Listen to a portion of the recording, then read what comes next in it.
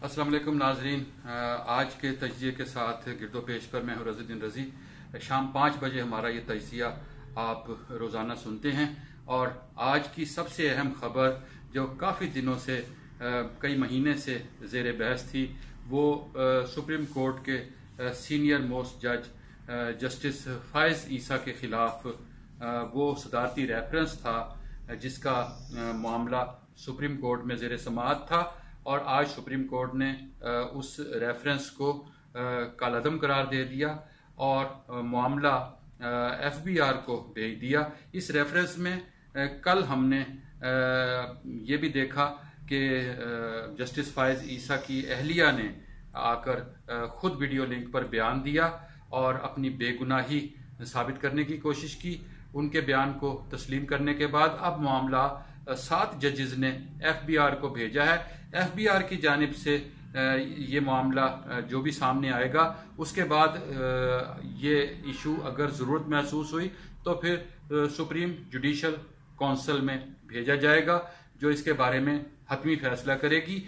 ये अगले मरहलों में अब क्या होने वाला है, ये केस क्यों इतनी अहमियत का हामिल है, इसमें बुनियादी बात तो यही है कि जस्टिस फायज़ ईसा जो हैं वो पाकिस्तान में मुस्तकबिल में सुप्रीम कोर्ट के चीफ जस्टिस के का ओहदा संभालने के अहल हैं और अगर मामलात इसी तरह चलते रहे तो ये कहा जा रहा है कि वो पाकिस्तान के मुस्तकबिल के चीफ जस्टिस होंगे।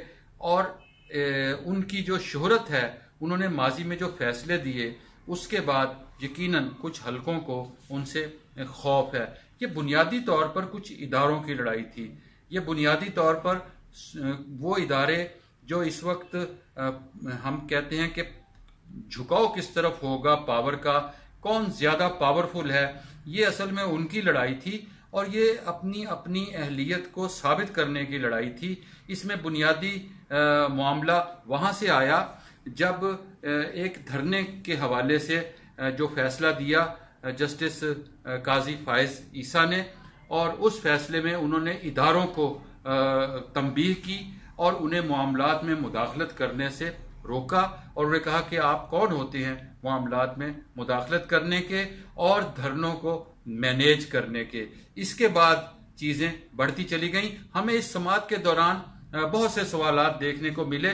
मसलन अब ये सवाल पैदा होता है कि अगर ये फैसला बदनीयती की बुनियाद पर था और या गलत फहमी की बुनियाद पर, यह तायन अगर होता है कि यह फैसला बदनीयती की बुनियाद पर किया गया तो फिर बदनीयती की बुनियाद पर जिसने भी रेफरेंस भेजा, ये रेफरेंस और किसी ने नहीं भेजा, खुद सदर पाकिस्तान ने भेजा है। और समाअत के दौरान जो अदालत सवाल करती रही कि फिर क्या सदर पाकिस्तान अगर मैलिफाइडी साबित हो गए तो फिर क्या उनकी इंटेंशंस के हवाले से उनके खिलाफ कोई कार्रवाई हो सकती है। सवाल यह है कि अदालत के ये सारे सवालात जो थे क्या उन पर मुस्तकबिल में अमल दरामद होगा। और फिर अगली बात यह है कि क्या इसके नतीजे में कुव्वतों के दरमियान जो कशमकश जारी है क्या वो किसी मंतकी नतीजे पर पहुंचेगी या फिर झुकाव किसी एक पलड़े की जानिब हो जाएगा।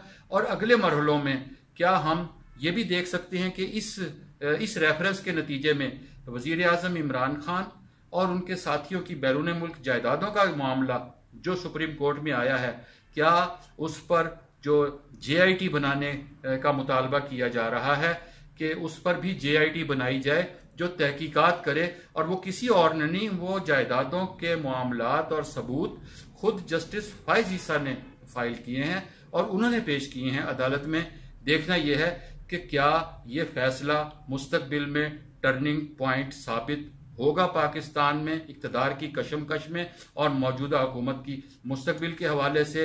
यही है आज का तजिया और यही है आज की बात।